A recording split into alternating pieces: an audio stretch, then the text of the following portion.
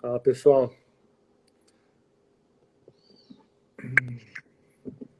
Fala, Haroldo. Fala, Cristiano. Tudo Tu- certo aí? Tudo beleza? Beleza. E aí? Como é que tá? Já tá tarde à noite aí, hein? Nada, horas. É 10 ou 11? 11. São 11? 5 horas, né, de diferença. 5 horas, né? É, tranquilo. Ah, legal. E aí, como é que tá? Como é que tá esses dias aí? Tá tudo igual? Tem na perspectiva aí? Como é que estão as coisas por aí? Cara, aqui as coisas ainda não saíram do lugar, não. Não tem muita perspectiva é, do tênis ainda. Eu ainda não tive nenhuma confirmação ainda mais concreta ainda não. Mas vamos ver quando acabar esse decreto aí do governo, né? Para ver se ele libera pelo menos para poder a gente começar já a treinar, né? Dá. É, é duro, né? Essa entender tudo isso aí, né? Como é que é, ainda mais, tipo assim, você fica pensando, né? Você volta a treinar, né? Que as competições oficiais já estão canceladas até julho, né? Quer dizer, pelo menos aí você, né, para correr atrás aí, mudou todo o planejamento que a gente podia ter pensado para esse ano, né?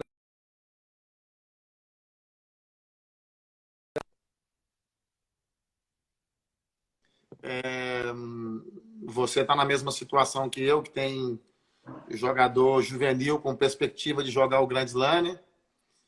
No meu Né? caso, o Mário, no seu caso aí. Então, isso atrapalha bastante, porque os meninos, é o último ano deles de juvenil, né? E, e podia ser blindado aí com essa experiência maravilhosa, que é uma experiência maravilhosa. Você ainda teve a chance de jogar o Austrália, né? O Mário acabou Né? por não jogar o Austrália.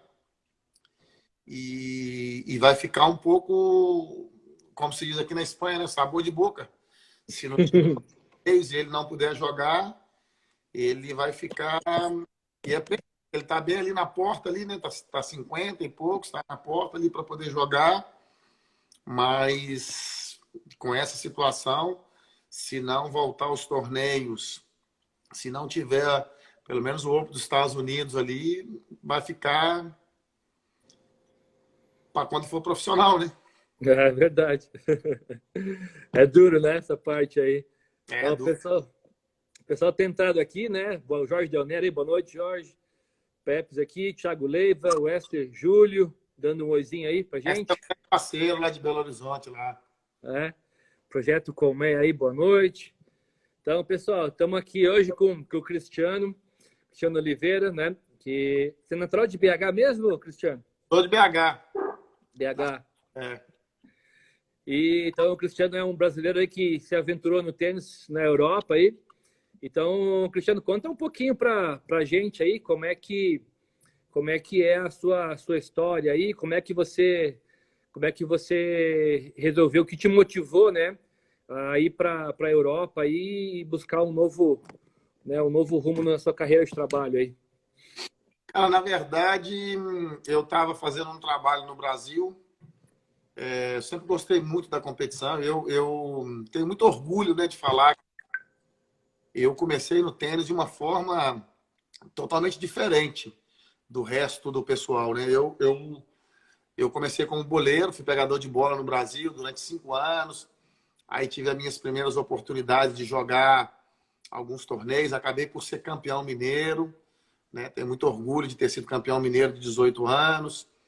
E eu tive assim, eu não vou falar sorte, porque eu não acredito muito em sorte, mas eu fui abençoado de poder ter pessoas boas do meu lado, sabe?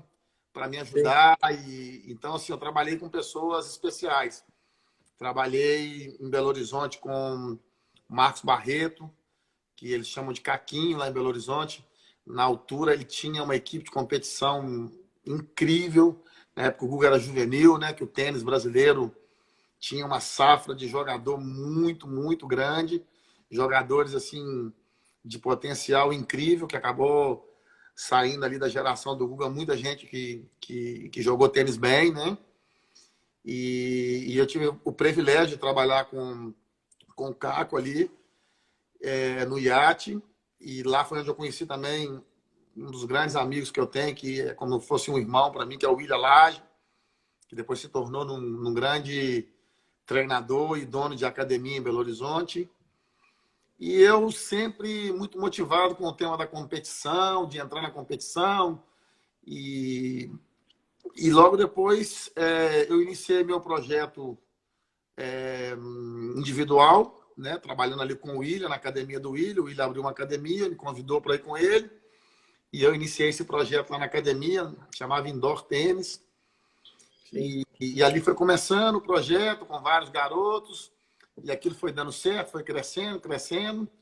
E chegou ao ponto da gente trabalhar com vários jogadores juvenil que chegaram a se destacar a nível brasileiro. Juan Lopes, que chegou a ser número 1 do Brasil. Depois eu tive, na equipe que estava o Juan, tinha um Arthur Rabelo, que hoje é o treinador, né, que viajou aí durante muitos anos com o Thiago Wilde. O Arthur, ele foi meu jogador. O Guilherme Teixeira, que também está no Rio de Janeiro, também trabalhou aí na Tênis Road. Enfim, tive vários jogadores juvenil bons. Tivemos uma menina, a Lopes, que chegou a ser vice-campeão da Gerdau de 12. E depois eu tive a oportunidade, o privilégio de trabalhar aqui com um jogador que, para mim, um dos jogadores mais habilidosos que eu já vi jogar tênis até hoje na vida, que é o Pedro Braga. Né? O Pedro morava nos Estados Unidos, fazia universidade nos Estados Unidos.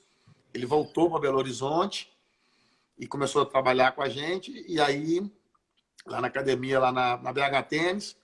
E foi quando a gente começou esse trabalho. O Pedro chegou a ser 250 ATP. E tive outros meninos que eu pude também colaborar, como o Claudinei, que hoje também é um grande treinador. Fabiano Cruz, que hoje está em Aracaju, que também jogou bastante tênis. E eu sempre tive essa vontade de crescer como treinador de competição, aquela coisa toda. E quando eu trabalhava com o Pedro, surgiu algumas possibilidades de viajar com ele para a Europa, né? Inclusive para o Wimbledon. Ele classificou para o Wimbledon, Qualify.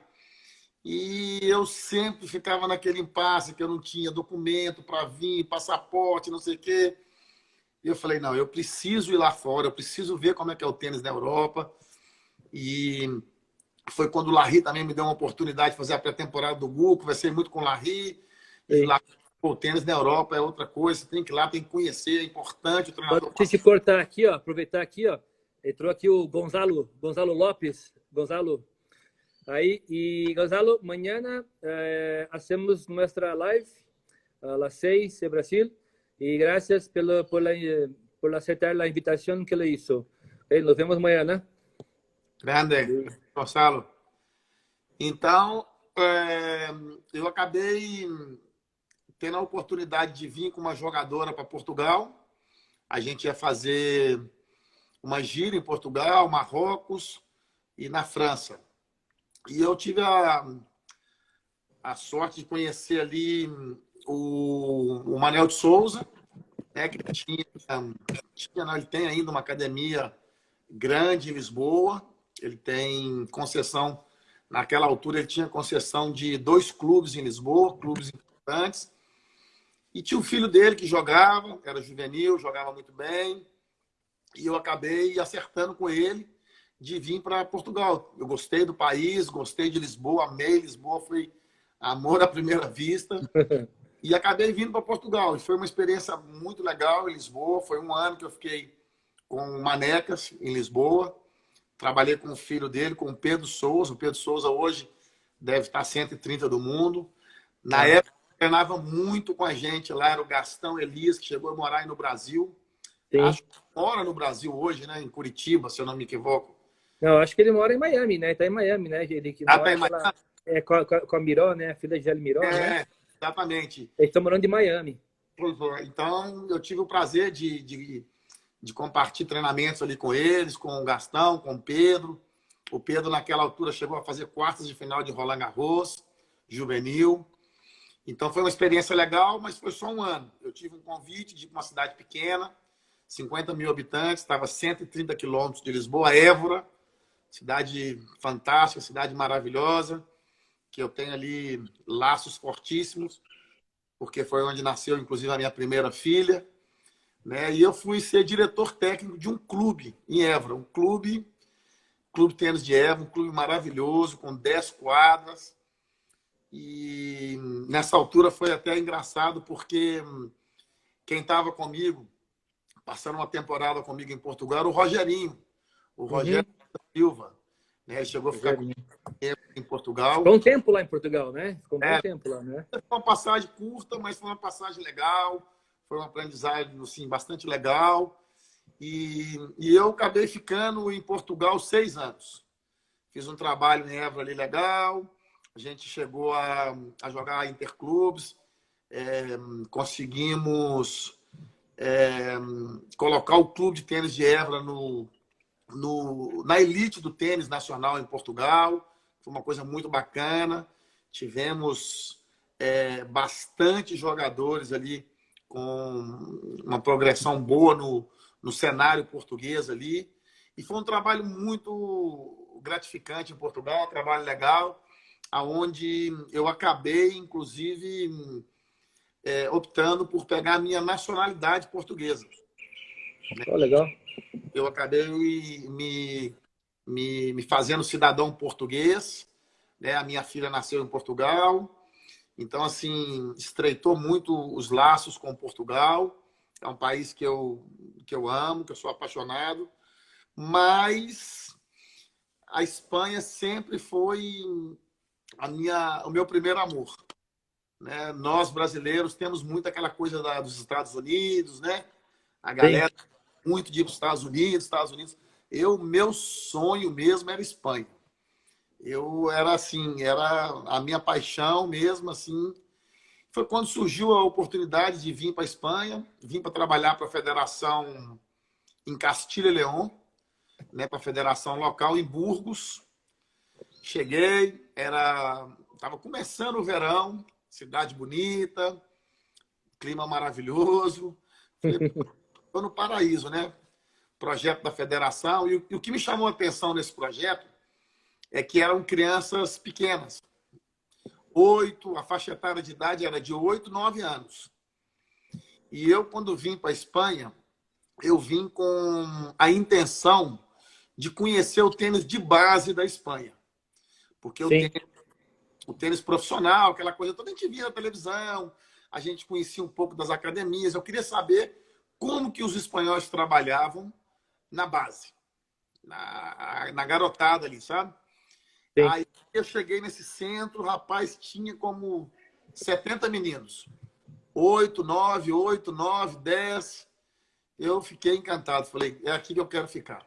Na época, eu até tinha uma proposta de Barcelona, de Madrid, mas eu nem cheguei aí. Eu falei, não, eu vou ficar aqui, é aqui que eu quero ficar. Eu me encantei com o projeto, ainda por cima era um projeto da federação. Aí eu pensei, poxa, como eu quero conhecer o tênis de base do país, né, envolvendo ali com a federação, vai ficar mais fácil para ter acesso a isso, né?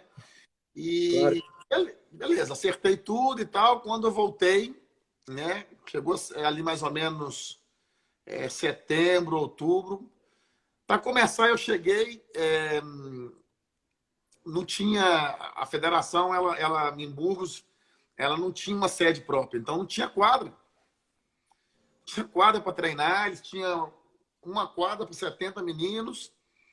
Aí eles conseguiram alugar uma quadra lá de um centro de umas feiras, umas irmãs de caridade lá. Aí alugaram a quadra delas lá e tal. Quando eu cheguei lá, você não acredita, cara. Rapaz, o negócio parecia a casa do terror, meu. O negócio estava todo avacalhado, todo sujo, todo estragado. Tinha um ninho de pombo dentro da quadra, a quadra era coberta, né? Sim. E isso foi o que me chamou a atenção. Eu falei, pô, só tem quadra coberta na cidade, que coisa esquisita. Aí o cara falou comigo, você vai ver quando chegar outubro, meu amigo. O frio que faz aqui, neva. Eu falei, quê? Eu falei, faz frio pra caramba, neva. Aqui, a partir de outubro, mais de 10 graus não faz, não. Aí o cara ainda falou comigo, aqui em Burgos tem 2 estações. A do trem e a do inverno. Aí eu falei, nossa, Deus. Mas falei, pô, eu já tenho um contrato de 1 ano, eu vou ficar 1 ano e vou embora. Vou cara. E realmente, chegou o inverno ali, meu. Nó. Duro. Não chegava a sangrar. Sangrar mesmo. Tinha que ficar passando creme, porque era muito frio, era muito desconfortante. Só que os meninos, era uma coisa assim, encantadora, o projeto com os meninos. E aí eu acertei de ficar 1 ano. Quando chegou no final deste 1 ano, né, o pai do Nicolás, ele era um dos presidentes da federação local de Burgos, né? Sim. Aí eu falei com ele, falei, olha, eu vou embora, talvez eu volte até para o Brasil, porque já tinha saído da minha nacionalidade portuguesa e tal. Falei, talvez eu volte para o Brasil, fique um tempo no Brasil e tal. Ele falou, não, de jeito nenhum, você não vai embora, você vai ficar, vamos conversar, vamos conversar. E aí sentamos, conversamos e eu decidi ficar. Eu e minha esposa, conversei com a minha esposa, falei, vamos ficar mais um tempo. Aí, ficar mais um tempo e acabou que eu fiquei nessa cidade 9 anos. Fiquei 9 anos nessa cidade. Eu saí da federação, montei um projeto pessoal, montei uma academia, né, uma coisa assim de brasileiro mesmo. Que era no mesmo lugar. No mesmo lugar. Tá no mesmo lugar, mas é coisa assim de doido mesmo, né? Aluguei um galpão, porque aqui na cidade tinha que ser quadra coberta, aluguei um galpão, aí comecei a fazer pressuposto, orçamento, né? De quanto ficava para me fazer as quadras, o negócio era caríssimo, eu não tinha condições de fazer, e pegamos tudo que a gente podia pegar de economia e tudo para poder investir, e acabei. Falei, não, eu vou... Conversei com um construtor, que era um aluno lá da academia. Ele falou, cara, vamos fazer a quadra, eu e você. Você tem disposição de pintar? E tu? Falei, tem. Nós ficamos pintando. Eu lembro o primeiro dia que nós chegamos lá, que começamos a pintar a quadra. Chegamos às 5 da tarde, saímos às 4 da manhã. Uma coisa assim, de louco. E acabou que foi uma coisa bonita, uma coisa muito legal, porque cada dia que ia um pai, um jogador, eles iam, chegavam e pegavam e começavam a ajudar. E, de repente, tinha dia que tinha 20, 30 pessoas lá pintando. E foi uma coisa tão bonita que todo mundo se envolveu com aquilo, sabe? Envolveu com aquilo. Eu lembro que no meio ali da construção das quadras, o Nicolás tinha sido campeão da Espanha, de 14 anos. E aí eu fui levar ele para jogar o primeiro Future. Falei, vamos lá, vou ver se você consegue jogar com os caras, tem 14 anos, talvez no Qualify você consiga jogar, né? Consegue bater bola com os caras e tal. E como o torneio era pertinho aqui de casa, a gente decidiu ir. Chegou lá no torneio, estava o presidente da federação na altura lá e tal. Ele chamou a gente e falou, olha, o jogador que ia ter o wildcard para a chave principal, ele entrou no ranking dele e sobrou esse. Como o Nicolás foi campeão da Espanha, a gente vai dar isso para você. Rapaz, eu gelei. Falei, você tá doido? Rapaz, ele tem 14 anos, ele vai jogar a chave do Future. Ele não vai ver nem bola. Os caras vão passar por cima dele. Aí eu fiquei pensando um pouco, pedi o cara um tempo, pensando. Tá? Eu falei, beleza, vamos lá. Vamos lá, vamos se divertir. Vamos para Disneylândia, vamos... E aí saiu a chave no dia seguinte. Eu chamei ele no cantinho e falei, cara, presta atenção. Nós sonhamos a vida inteira. Eu comecei a treinar, você tinha 8 anos. A vida inteira nós sonhamos com esse momento de jogar um torneio profissional, de chegar até aqui. Chegamos. É a nossa chance. Entra na quadra e seja feliz. Eu só quero que você seja feliz. E aí ele entrou na quadra e eu falei com ele, cada bola que passar para o outro lado da rede, o cara vai lembrar que você tem 14 anos, ele vai assustar, entendeu? E aí começou o jogo, ele começou a perder, acho que 2-1, 3-1, de repente ele começou a dar pancada na bola, o cara começou a se assustar um pouco. ele ganhou o jogo, fez o primeiro ponto na ATP e acabou entrando para a história de ser um tenista mais jovem a conquistar um ponto na ATP, cara. Então, assim, uma loucura, né? A gente nem esperava nada disso. No dia seguinte ele jogou, perdeu com um cara que estava 200 no mundo, naquela altura. E aí eu levei ele, começou a sair no jornal, o menino mais novo da história, pô na ATP, receber mensagem no telefone, aquela loucura toda. Aí eu falei com ele assim, no dia seguinte, falei, você vai ali comigo que nós vamos comemorar o ponto na ATP. E aí ele montou no carro, foi todo feliz. Chegou lá, eu dei ele um pincel e falei, vamos comemorar, você vai ficar 1 hora aí pintando a quadra aí. E ele ficou 1 hora na quadra lá, feliz da vida, soltou o tênis todo. Mas foi muito legal, assim, uma experiência muito bacana. E acabou que daí... Aqui, só deixa eu interromper aqui, o pessoal perguntou aqui do Fazer História, o Nicolás tinha 14 anos e com quantos meses, você lembra exatamente ou não? Quando fez um ponto? 3 meses. 6? 3. 14 anos e 3 meses, E 3 meses. Ele bateu o recorde do Félix Auger, né? O cara... E aí o Burgos ficou pequeno, 2 quadras só, os meninos nunca treinaram em quadra de saibro, vida toda quadra rápida. Tanto é que as pessoas se surpreendem um pouco, porque o Nicolás, o Alejandro também, que estava lá com a gente o tempo todo, e o próprio Mário também, eles não jogam muito parecido com os espanhóis. Jogam mais metido. O Mário, por exemplo, é um cara que joga dupla pra caramba. Joga muita dupla. Mas por quê? Porque a gente treinou a vida toda na altitude. Burgos é alto, quadra indoor e quadra rápida, né? A nossa quadra feita por nós, você já imagina como ela ainda ficou rápidazinha. Mas você sabe que eu estava, né, nos últimos anos, eu acabei indo mais para a Espanha, né? E eu fiquei impressionado com a quantidade, como tem bastante quadra rápida lá, né? Lugar com quadra rápida, né? Tem bastante, né? Tem porque o que acontece? Principalmente nos locais frios, é complicado você manter quadra de saibro, né? Europa. Então, você tem a quadra rápida, porque você imagina, Burgos já chegou a ter um clube lá com quadra de saibro.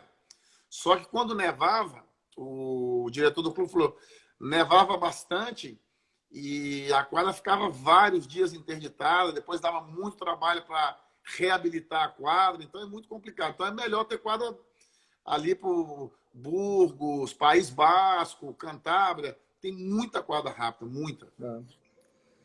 Interessante isso. Aqui, ó, o William Lage mandando um abração aí pra gente aí. Grande abraço, William. Tive o prazer de conhecer bem ele no passado. Eu tô vendo aqui também que tá aqui com a gente aqui o Thiago Segura. Thiago Segura, para quem não sabe, é um dos melhores encordoadores do mundo, né? É o encordoador da Copa Davis aqui da Espanha. Eu tenho o prazer de ter ele na minha equipe.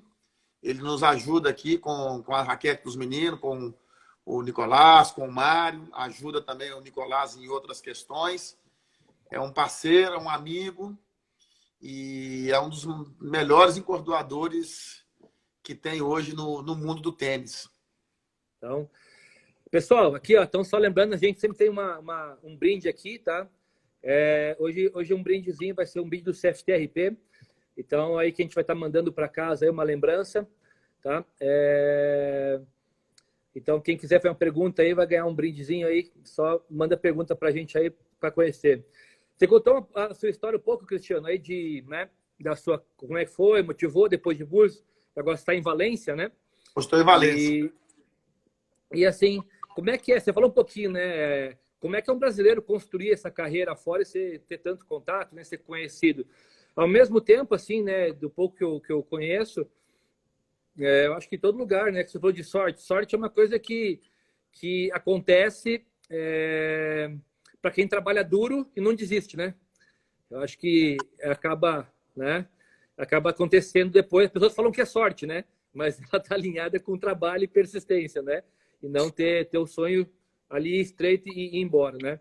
E é muito legal a gente ver construir, quando a gente constrói com paixão, como as pessoas compram a nossa ideia, né? As pessoas compram a ideia, né? Então, como é que é construir essa carreira de um brasileiro, construir essa carreira aí, ser conhecido, ter jogador, você ter um belo talento na mão aí, tentando fazer a transição profissional e um grupo que vem com você há muitos anos aí? Cara, é assim, em primeiro lugar, uma coisa muito interessante é que eu fui muito bem recebido na Espanha. A Espanha, eu acho que ela está muito na frente em relação a receber o imigrante, sabe? É, fui muito bem recebido no país, a federação sempre dentro das suas capacidades, sempre me apoiou, sempre me ajudou. Eu não tenho nada que reclamar da Federação Espanhola de Tênis. Eu acho que toda federação, seja ela local, seja ela a federação do país, né, tem as suas coisas boas, suas coisas ruins. Né? Eu, particularmente, só tenho a agradecer à Federação Espanhola. E o que aconteceu comigo? É aquilo que você falou. Eu cheguei, acho não, tenho a certeza que uma das chaves para que isso funcionasse bem foi que eu comecei um trabalho de zero. Né? Comecei com os meninos, eles tinham 8 anos. Nicolás 8 para 9, Mário 7 para 8. Então, eu acho que quando você começa um trabalho do zero, né, facilita o crescimento desse trabalho, né, se você tiver a possibilidade de dar seguimento a esse trabalho, né? Sim. E assim, cada passo que você vai dando, você vai conquistando um espaço e automaticamente o reconhecimento daquele espaço, né?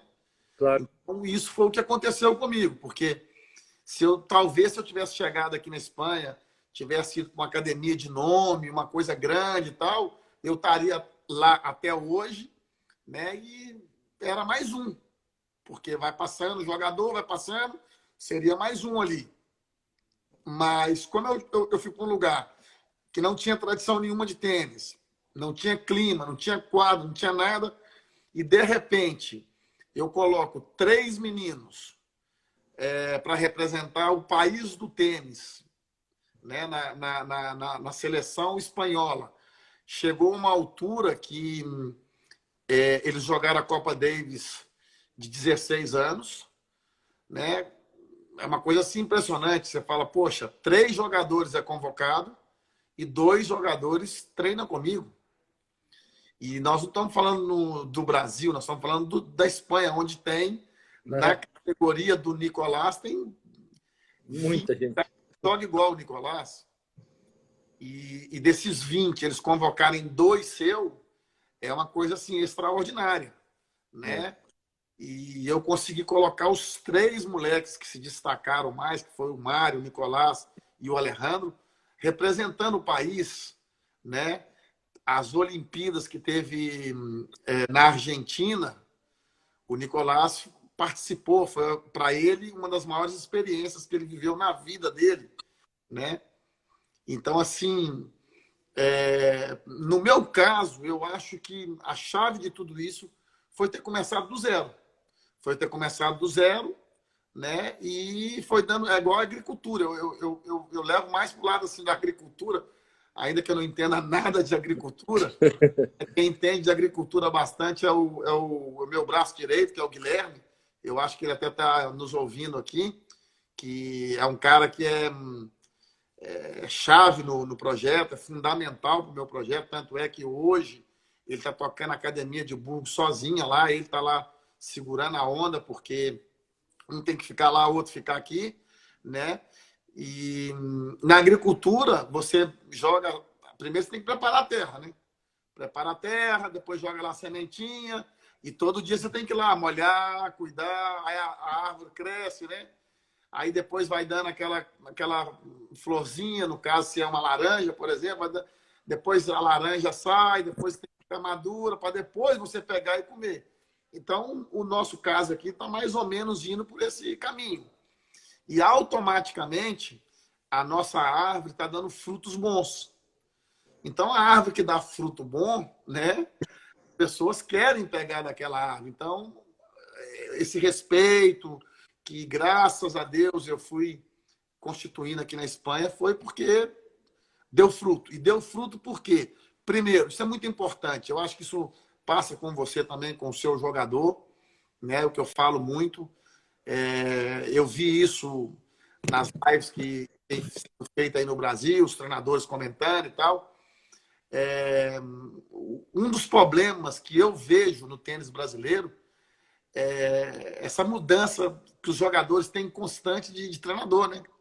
O Sim, cara começa treinando num lugar, aí joga um torneio mal, um jogo mal, muda de treinador. Aí eu sempre falo com os meninos, uma das coisas que eu vi aqui na Espanha, com os meus próprios olhos, é que aqui se faz muito projeto. Aqui o cara não vai treinar com você. Não, eu vou treinar com o Haroldo, vou. Não, cara, Haroldo, eu quero fazer um projeto contigo. Tá? Nós vamos ficar aqui nesse projeto 2 anos. Depois de 2 anos a gente senta e vê se a gente segue no projeto ou não. Mas esses sim. 2 anos, faça chuva, faça sol, estamos juntos. Porque o que atrapalha muito aí o trabalho dos treinadores brasileiros, na minha opinião, né, é uma série de fatores que tem no tênis brasileiro, mas uma das coisas que atrapalha é que não existe um projeto do jogador com o treinador. Né? Tá sempre Sim. essa mudança constante, o cara joga um jogo ou outro, a culpa, fica buscando, não tem que buscar culpado, meu. É da nossa cultura do futebol, né? Futebol é assim, né? No Brasil, Exatamente. né? Exatamente. E aqui eu vejo que a maioria, olha, uma coisa bacana, que isso me ajudou muito e tem me ajudado até hoje, que como eu comecei com eles de pequenininho, então eu passei por todas as etapas, né? Nós jogamos todas as etapas, desde os 10 anos até juvenil e agora entrando no profissional. Sim. E uma coisa bacana, cara, que eu vejo é que tem um tanto de menino, um tanto, seja espanhol, seja italiano, seja francês, que estão com os mesmos treinadores. Desde quando a gente tinha, os molequinhos tinham 10 anos. Então isso é muito legal. Você viaja, você encontra com os caras, fala, pô, o cara tá com aquele cara. Claro que tem um outro que muda. Tem países que ainda trabalham com o sistema de centro de alto rendimento, né? Sim, Então, os treinadores trabalham por categoria, né? E aí eles claro. vão mudando de categoria, vai mudando de treinador. Mas aquele jogador que está com um projeto mais individualizado, ele segue ali desde os 10 anos com o mesmo treinador e tal. Você vê isso muito aqui na Espanha. Então, isso é uma coisa muito bacana. E é legal porque, assim, do pouco que a gente conhece, né, da Espanha, futebol, assim, você pega os grandes clubes, né, na Espanha, eles não trocam de técnico também toda hora, né? Não, São trabalhos longos, né? Até pode ir mal, quando tem que ir muito mal para ir por muito tempo, né? Eu acho que entender isso, ainda mais num esporte como o tênis, onde você só tem duas posições, ou ganha ou perde, não existe de empatar. Então, quer dizer, e não tem, é impossível, né? Quando eu falo assim, qual a chance de você jogar tênis e não perder um ponto? Você vai perder, vai né? perder, claro. Vai perder.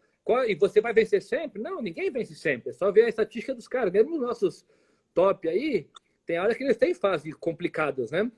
Exatamente. Mas o brasileiro tem muito essa questão. Eu acho que e essas coisas hoje, vendo, Cristiano, talvez seja a grande, né? Que é o assunto do tema hoje, que é o grande entrave pro ir para o profissional, né? Não existe um projeto, né, de longo prazo, não existe, né, uma ideia. Projeto não é papel, mas assim, é você pegar alguém, ó, beleza, eu confio no Cristiano e eu vou pegar esse barco e eu vou com ele até lá, né? E você também tem a sua função, que é se virar daquilo que você sabe ou não sabe. Você vai achar as portas para fazer isso, né? E eu acho que essa união, ela é tudo, né? Exatamente. Isso é fundamental. E é isso que às vezes atrapalha um pouco aí né, o tênis aí brasileiro. Tem outros fatores também, né? A galera estava falando aí então, de ter centro de treinamento e tal. Por exemplo, a Espanha acabou com o centro de treinamento. Não. Não tem. Eles chegaram à conclusão que é melhor apostar nos jogadores, cada um com o seu treinador. O centro de treinamento que tinha em Barcelona, lá o CARD, em São Lugat, ele basicamente não existe hoje. Né? Por quê? Porque os jogadores, lá está, como eles têm os seus projetos, eles não vão para o centro de treinamento, eles ficam com os seus. Agora, olha, eu não tenho na minha cidade Aí o cara busca, a federação ajuda, né? Busca outro espaço, outro projeto e tal. E o que eu vejo, às vezes, né? O que acontece? Como não é nada projetado, né? E quando eu falo de projeto, eu não estou falando de ficar fazendo papel, contrato, nada, não é nada disso, não. É coisa simples, né? O moleque chega com 18 anos, ele é bom juvenil. Bom Sim, juvenil, tá ali, joga os grandes lãs, tá 10 do mundo, tá 20 do mundo, tá 30 do mundo. Aí ele chega no profissional, ele tem que entender que tem que fazer outro projeto. É igual quando ele chega na faculdade. O cara não chega na faculdade, cheguei na faculdade hoje, daqui a 2 meses eu sou médico. Não, não é. Não, mas eu estudei a vida inteira. Como assim que eu não. Não, peraí, agora você vai ter que fazer aqui uma faculdade, você vai ter que fazer uma universidade, né? sim. E ter um processo. Depois que você formar na medicina, ou para advogado ou engenheiro, você vai ter que fazer lá as práticas, né? Depois tem o mestrado, enfim. É o projeto de vida, né? Só que às vezes no tênis as pessoas não entendem isso. O cara, porque ele foi 10 no mundo, ele deixa de jogar com o menino, porque ele está jogando com o menino que vai assustar, igual ele, nos pontos importantes, menino que vai dar uma dupla falta, menino que vai arrumar uma bola boba. Então ele deixa de jogar com o menino na semana passada, para na semana seguinte estar jogando com um profissional, com homens, com caras que já estão ali na estrada há muito tempo, né? Caras que são muito mais experientes, muito mais espertos, muito mais preparados para aqueles momentos importantes. E aí o cara, não, eu sou 10 do mundo, juvenil, eu fiz semifinal de Roland Garros, aí ele vai lá e toma um cacete, perde na primeira rodada. Aí a semana seguinte ele perde de novo na primeira rodada. Aí começa o pessoal, não, você tem que trocar, porque seu treinador só vale até aqui, e que não sei o quê, que não sei qual. E acaba, e o cara troca, não adianta de nada, o cara joga até pior, na maioria dos casos. Tem casos que o cara troca, dá certo, porque ele faz a troca, e ao momento que ele faz a troca, ele assume um projeto, ele assume que ele vai ter que começar outra fase da vida dele, né? Não é a mesma coisa você estar no ensino médio, estar na faculdade. Então, você Sim. entra nos filhos, é outra coisa. Você tem que começar tudo de novo, é outro projeto. Eu sempre falo, Haroldo, que às vezes as pessoas elas vêm, né, me procuram, gente até do Brasil mesmo, os pais vêm com aquela ilusão, né? Eu tive muita procura de portugueses, veio muito português treinar comigo. Não, o treinador do Nicolás, do Mário, do Alejandro. Eu falo, o que vocês têm que ver é que esses meninos estão comigo há 10 anos. Ah. 10 anos. Será que vocês não entendem? Chegam com aquela... E achando que eu tenho a fórmula mágica. Eu falei, eu não tenho a fórmula mágica. Tem gente que, na verdade, tem pai, tem mãe que chega para treinar, traz um filho para treinar, acaba se decepcionando. Porque Acha que é? cara, é isso aí? O Nicolás faz isso? Teve uma vez uma pessoa, o Nicolás treina isso mesmo? Eu falei, treina. Você está convidado para vir ver o treino dele amanhã. Uma pessoa não acreditava, falava assim, não, esse cara tá me enganando. Porque eles ficam buscando a fórmula mágica. Exatamente. A fórmula mágica não existe. Qual é a fórmula mágica? 10 anos de trabalho.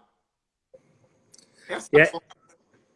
É bem engraçado isso, porque as pessoas, né, quando aparece um cara, né, que nem hoje, nós estamos com o Gustavo Eide, então, e tem outros meninos que jogam, aí hoje as pessoas falam, nossa, o Haroldo trabalha bem, ó, a equipe do Haroldo, do Gerson, trabalha bem, mas ninguém sabe, e os outros anos a gente trabalhava mal, certo? Né? Exatamente. Então, o trabalho é o mesmo, e quem compra a ideia, né, e tem jogadores que se destacam, tem jogadores que não se destacam, também tem esse fator, né, que nem todo mundo é Nicolás, né? E cada processo tem que saber entender e tem que respeitar. Então, isso, esse entendimento, essa correria pela... Eu sempre falo assim, né? Eu sempre digo que o circuito ele é prejudicial à saúde, principalmente dos pais, né? Jogadores, né? Porque eles ficam atrás do final do arco-íris, do potinho de ouro, que é o sucesso, se o filho vai chegar lá ou não, né? Encontrar. E as coisas não funcionam assim, né? Não funcionam, né? Ontem eu estava vendo a live até do Rogerinho, e ele falou uma coisa muito interessante, falou uma coisa muito bacana, que eu acho que é uma coisa que vale muito para os jogadores. Eu até compartilho isso aqui hoje com os meus jogadores. Ele falou assim que ele, na época que ele jogava, ele não pôde jogar muito juvenil e tal. Então chegou uma época que ele tinha que decidir, ou vou para a Europa ou vou jogar torneio em um lugar fraco para fazer ranking. E aí ele falou, eu preferi melhorar o meu nível do que ter ranking. Chegou um momento que tinha cara que jogava melhor, que jogava pior do que eu, tinha um ranking melhor do que o meu, mas eu sabia que se eu melhorasse o meu nível, eu ia ter um ranking no futuro. Né? Então, essa pressa para conseguir as coisas, às vezes, isso é muito ruim. Né? E quando chega no profissional, porque no juvenil, acaba que você vê o Gustavo é um menino que joga muito tênis, ele joga muito tênis. Então, é natural que ele vai ficar entre os melhores do mundo, não tenha dúvida nenhuma. Não tenha dúvida, o Gustavo, se não tivesse parado aí essa questão aí da crise que nós estamos vivendo, o Gustavo é um dos jogadores que eu não assustaria dele chegar num grande slam desse aí, num Roland Garros, num Win, ganhar o torneio. Né? Porque ele é um moleque muito bom. Só que quando ele chegar no profissional, no Filt, que é a primeira etapa, ele vai encontrar caras igual a ele, melhor do que ele, e que está lutando para sair dali. Então, ele tem que entender que é outra fase. Outra fase. Né? A galera falou da transição, né? Isso aí no Brasil, essa palavra é uma palavra que... Chega a dar medo, né? Não, porque no Brasil... Parece que os treinadores nem sabem fazer a transição, né? Mas... Cristiano, vamos só interromper aqui, vamos ter umas perguntas e pessoal, um monte de gente dando oi aqui, né? Tentar responder umas perguntinhas aqui. O Edu Rocha pergunta assim, se tem uma exigência para trabalhar na Espanha, é necessário alguma qualificação específica para ser treinador na Espanha ou não? Tipo na França, a França tem que fazer todo um critério. É igual ou é diferente? Não. Aqui na Espanha, o maior problema de se trabalhar na Espanha hoje com qualquer profissão é o documento. Né? Se a pessoa não tiver passaporte europeu, ela vai ter um problema muito grande para se legalizar. Então, ela precisa desse documento, acaba que é uma bola de neve, né? Porque você precisa do documento para trabalhar. Sem o trabalho, você não consegue o documento. Então, vira uma... O grande problema da Espanha hoje é a questão da documentação. Se você conseguir alguém que te consiga esse documento, né, que seria o visto de trabalho, a residência para viver e trabalhar na Espanha, não existe nenhuma exigência de que tem que... Não, a Federação Espanhola, nesse quesito aí, ela apoia, ela ajuda, e os clubes que você vai trabalhar, ninguém... Aqui na Espanha é o seguinte, é a coisa que eu mais gosto. Eles não falam isso, mas é o que eu sinto. Para o espanhol, bom é aquilo que funciona. Está funcionando? Não interessa se você é preto, se você é branco, se você é azul. Está funcionando? Tá. Você está trabalhando bem e fazendo o seu trabalho honestamente e vai lá, mete bronca, segue aí. Então, isso é o requisito para trabalhar na Espanha. Bacana. O Laje pergunta como é que está todo mundo aí. O time todo em casa, todo mundo contribuindo para se ajudar nesse período do dia a dia aí? Como é que tá?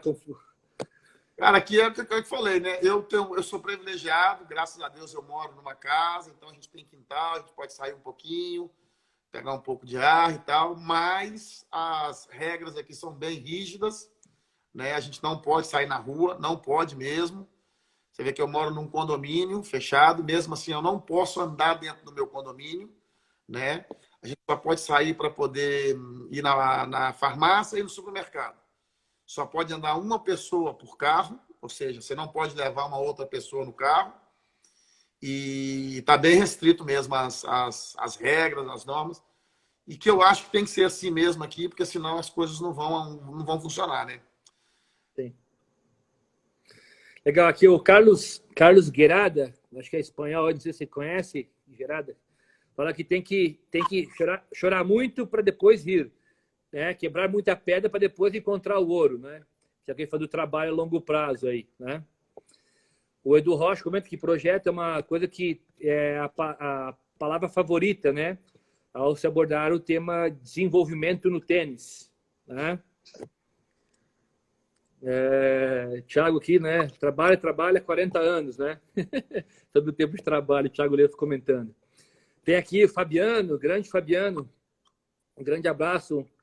Um cara que treina aí, adora tênis, treina no Brasil inteiro aí e tem aqui em Ribeirão também. Ele pergunta como é que é o clima, né? Se atrapalha o treinamento, né? Como no Brasil, clima tropical e Europa, muito frio. Você acha que o clima influencia alguma coisa ou não? Agora em Valência, nós estamos no paraíso, né? Valência, o clima é fantástico, não faz muito frio, dá para se treinar o ano todo. Se pode treinar em quadra aberta, né? Inclusive em Valência, é uma coisa engraçada, porque teve uma semana, a semana antes da gente ir aí para o Paraguai, choveu a semana inteira. E eu estava olhando e tal, parece que em Valência só tem uma quadra coberta na comunidade valenciana inteira, que, se eu não me engano, é a quadra que tem na academia do Juan Carlos Ferreiro. Não tem quadra coberta. E aí os meninos falando, chegaram os brasileiros aqui, né? Falaram, mas que isso? Não tem? Falei, isso é um bom sinal de que o clima é bom, né? Se não tem quadra coberta é porque o clima é bom, não chove muito, chove dentro do cabível. E Valência é ótimo, cidade maravilhosa. Eu falo que Valência, você conheceu aqui, né? Você esteve aqui de passagem, eu Passei lembro. um dia aí. Eu falo que Valência é o Rio de Janeiro sem violência. É linda a cidade mesmo. É muito bonita. Um clima aí, peguei um dia de calor aí, né? Puta, tava quente aí. Maravilhoso. No inverno não faz tanto frio, no calor faz bastante calor, mas é suportável, dá para treinar legal. Agora em Burgos, se não for quadra coberta, o cara não treina, não. Eu já cheguei em Burgos de manhã, abri a torneira e não saía água. Os tubos estavam congelados, não saía água. Burgos era muito, muito duro mesmo. É bem mais ao norte, né? Chegando já no País Basco, né? É. Vai para o lado ali da França, o País Basco francês, Bilbao. Sim. A primeira cidade do País Basco é Vitória-Gasteiz. Então, é bem alto. E lá o clima é pesado. Aqui, ó, mais uma pergunta aqui, ó, o Nicolás dando um oizinho aí pra gente aí. O Oswaldo, seu terapeuta, trabalha na minha equipe aqui. A educação do indivíduo interfere na formação de um atleta, disciplina, orientação familiar. O que você pensa disso, Cristiano? Não entendi a pergunta, desculpa. Vocês acham que a educação do indivíduo interfere na formação de um atleta? Tipo a disciplina, orientação familiar? Ah, não, com certeza. Eu sempre falo que o entorno do jogador é fundamental. Isso é outra coisa que eu posso levantar a mão para o céu e agradecer a Deus, porque a família do Nicolás nem dá para falar, porque é minha família, né? Hoje eu envolvi tanto com o Nicolás, com a sua família, que é já como se fossem os meus pais aqui na Espanha. E eles, você vê, o pai do Nicolás, uma coisa muito bacana, ele era meu patrão, pô. Quando eu cheguei aqui, ele era meu chefe. Ele era o presidente da federação, aqui eles chamam de delegado, né? De Burgos. Ele era o chefe. Eu virei para ele, quando a gente ia começar o trabalho, eu falei, olha, você tem que me falar o que você quer. Se é um treinador para o seu filho ou um empregado. Ele falou, não, eu quero um treinador. Eu falei, então beleza, tem que ser do meu jeito. Então tem muitas vezes que ele fica vermelho, azul, preto, de raiva, mas tem que ser do meu jeito. Porque eu sou arrogante ou porque eu sou o dono da verdade. Quando eu falo que tem que ser do meu jeito, é porque eu sempre falo para os meninos isso. O pai e a mãe nunca faz nada para prejudicar o seu filho. Jamais. Para mim, o pai e a mãe estão acima de tudo. O respeito com o pai e a mãe tem que ser em primeiro lugar. E nós, treinadores, né? Você, por exemplo, poxa, você é o principal interessado de que o Gustavo avance. Então, assim, não tem ninguém na face da terra, ninguém. Eu falo isso muito para os meus jogadores. Eu falo assim, olha, se você não jogar tênis, se você fracassar, você vai continuar sendo filho do seu pai e da sua mãe. Mas eu vou perder um atleta se você não jogar, porque você deixa de ser, você vai seguir sua vida. E eu vou ter que começar o trabalho tudo de novo. Né? Tudo bem, a gente está aqui para isso mesmo, a gente cai, levanta, Mas, poxa, é muito melhor se você, daqui a 1 ano ou 2, me ligar e falar assim, Cristiano, tenho quadra marcada aqui em Roland Garros para o treino das 4 da tarde. E eu falar, beleza, então eu estou chegando aí com o Mário, com o Nicolás. Agora eu tenho aqui os outros meninos brasileiros. Eu tenho um dos meninos que chegou aqui, que me encantou, um menino que é impressionante, que é o Vitor. A gente chama ele de Billy, né? Tem o Renan, que são 2 meninos ali de Belo Horizonte, o Renan, o Bernardo, que até estava falando para eles hoje, eu falei assim, cara, eu estou tão feliz, porque em toda a minha vida eu nunca tive uma equipe de jogadores tão bons. Bons meninos, bons como pessoas e como atletas, que têm assim, um potencial incrível para crescer, porque eles ainda são muito verdes, tem muita coisa que aprender, então é muito gostoso quando você pega um jogador que você fala assim, poxa, ele joga bem, mas ele tem muita coisa ainda para melhorar no jogo dele, então ele está muito verde ainda, né? E isso está acontecendo comigo. Chegou uma rapaziada de Curitiba, a Isabela, a Gabriela, tem 2 menininhos aqui, o Jean e o Tiquinim. Rapaz, esses meninos, diamante que precisa ser lapidado, assim, é incrível, sabe? Incrível. Então, essa pergunta, né, nos fizeram aí, o entorno, para mim, é fundamental. Você pode ter o melhor jogador do mundo nas suas mãos. Se o entorno dele for ruim, pode ter certeza que vai atrapalhar muito. E aí, aquele negócio, né? 2 coisas, né? Você comentou primeiro de questão de seguir o meu trabalho, né? Eu que, né? Que é do meu jeito, né? É um exemplo bem típico, assim, muito cacique a pouco índio, né? É como o Brasil hoje aqui, né? O presidente quer mandar, o governador quer mandar, o prefeito quer mandar, porque todo mundo quer mandar no país e quem é que vai mandar? Você começa a mandar de tudo que é lugar, quer dar uma ordem, né? Não vou entrar no médico, quem tá certo, quem tá errado, não, mas não tem como, né? Ou tem um comandante que vai e segue um fluxo, né? Então, é assim que funciona, né? Então, a liderança é assim, em qualquer coisa, numa empresa grande, num trabalho, né, ter uma ideia, né? Então, isso é muito importante. E a segunda é isso aí, para mim, a família, e hoje o Gustavo, ele é um projeto muito legal, né? Que aí sim eu tenho um suporte, a família dele, os pais, né? Eu sempre falo assim, os pais apoiam totalmente o projeto, né? Se dedicam, a família inteira, né? Eu falo, papagaio, cachorro, avó, tio, todo mundo apoia meus projetos, né? Que a hora que um começa, a família não está 100% unida no projeto, já começa com um grande déficit, né, para frente, né? Porque vão ter muitos problemas pelo meio do caminho, né? Vão ter muitas dificuldades, né? Muito entrave, seja financeiro, seja de resultado, seja de patrocínio, seja de coisas para fazer. E se começar a brigar ali, não funciona, né? Não, é o que o Tony Nadal fala, né? O Tony Nadal ele fala muito isso. Pelo menos eu já ouvi ele falar, né? Ele fala assim que o difícil de treinar um jogador, a empresa é dele. Mas quem manda somos nós. E não existe isso. Você fala assim, caramba, como é que vai entrar isso na minha cabeça? A empresa é minha, mas quem manda é o Haroldo. É o cara de fora. Né? E não tem que ser assim. E logo depois vai entrando gente na equipe, né? Você viaja, você e o Gustavo. Eu viajo com o Mário, com o Nicolás, né? Eu tenho aqui você também deve ter aí, com certeza, as pessoas que estão contigo no projeto, que será outros treinadores e tal. Eu tenho aqui o Carlos, eu tenho o Luiz, que são o Carlos, preparador físico e treinador. Então, assim, para mim é um cara que ele ocupa 2 espaços. Então, assim, fora de série. Né? Eu tenho o Luiz, que é preparador físico.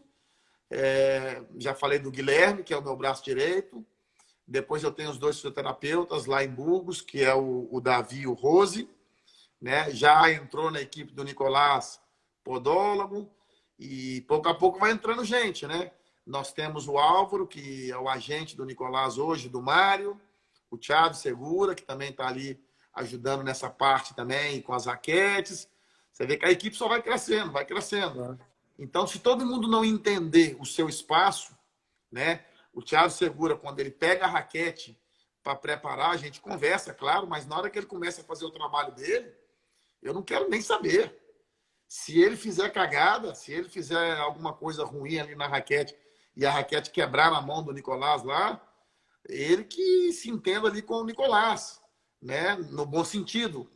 O Sim. que eu quero dizer dentro da nossa equipe existe a liberdade de cada um trabalhar no seu espaço. Claro. Né? E eles E essa é a riqueza, né, de ter outras pessoas, né? E eles todos entendem, né, que o cabeça sou eu. E não é porque eu sou o melhor. Não, porque eu comecei o projeto, né? E porque um tem que ser cabeça, um tem que ser o treinador do Flamengo. Não tem como todo mundo ser treinador do Flamengo. Tem que ser só, né? Então, assim, é uma coisa muito bacana, porque ainda por cima de mim, né? Quem comanda tudo, quem que é o meu pilar, quem que me ajuda em tudo, é a minha mulher. Se não fosse a minha mulher, então você vê que é tudo, né? É uma pirâmide, como você Com certeza. né? Se não fosse a minha mulher me dando toda a estrutura, me ajudando, me dando conselho, eu te falo uma coisa, cara. Eu já tive em torneio. A gente já teve uma vez em torneio que a minha mulher foi comigo. É uma coisa muito bacana do Nicolás ganhar o torneio por causa dela. Ela vê que eu estava muito agitado ali, eu estava muito... Ela falou, ei, calma, não é assim. Seu foco aí está errado, você tem que ir por esse caminho e tal. E se não fosse por ela, ele não teria ganhado o torneio. E te falo, um torneio importantíssimo. Então, assim, você vê que é tudo... se o pai do Nicolás faz alguma coisa mal, afeta toda a equipe.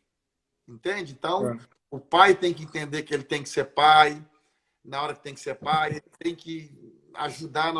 O pai do Nicolás é uma peça fundamental no projeto, o pai do Mário, o pai do Alejandro, quando o Alejandro estava com a gente, porque agora o Alejandro foi para os Estados Unidos, na faculdade. Então, assim, os pais, seja pai, seja mãe, é fundamental. Quantas e quantas vezes, cara, eu... Aqui, ó, só te interrompendo aqui, o Nicolas postou aqui que a gente é uma família, né? Exato. Mas é isso mesmo, é uma família. E, claro, como toda família, tem as coisas boas, as coisas ruins, mas por ser uma família, a gente busca solução. Eu sempre falo para as pessoas isso. Em vez de ficar buscando problema, problema já existe. Busca solução. Cristiano, aqui, ó, falta 1 minuto e pouquinho para vai cair a live, depois a gente volta, tá? Deixa eu só fazer os comentáriozinhos aqui, depois tem umas perguntas aqui que eu vou lembrar. Né, o Léo Buti manda um parabéns pelo seu trabalho aí, né? Aqui a Paula Camargo Nardi, né? Aqui o João Paulo Smash de BH também dando abraço. O William Lage falou uma coisa bacana aqui, né? Que o Hugo falou ontem do preço pagamos quando a gente coloca o nome na frente do trabalho, né? Que é o que você falou, alguém vai pagar o preço, né? Então tem que colocar, né? E sem equipe estruturada, né? Não tem como, né? O William falou aqui que eu e o Jeff, a gente divide o trabalho, né? A gente tem mais uma equipe grande aqui, mas quem viaja mais com o Gustavo somos eu e o Gessner, né? Então todo mundo tem o mesmo foco, né? Então, por mais que tem, né? Eu sou o diretor, né, do centramento, a estrutura do projeto acaba caindo mais na minha mão, mas todo mundo tem uma equipe, Oswaldo, operador físico, né? Todo mundo, né, tem que estar no projeto e cada um tem que ter a sua liberdade. Eu acho que essa é a riqueza de ter uma equipe, né? Tanto psicólogo, nutricionista, preparador físico. E eu tiro o chapéu porque eu faço a mesma coisa que você, né? E como é difícil a gente construir e ficar buscando parceria para tudo, né? Porque tem que pensar no projeto. Ele é grandiosíssimo, né? Ele é grandiosíssimo, né? Pensar no Gustavo, carreira e tudo mais. Então, assim, ó, Cristiano, vamos dar vou encerrar aqui a live e a gente já volta para continuar as perguntas, beleza? Fechou. Beleza. Vamos lá, então.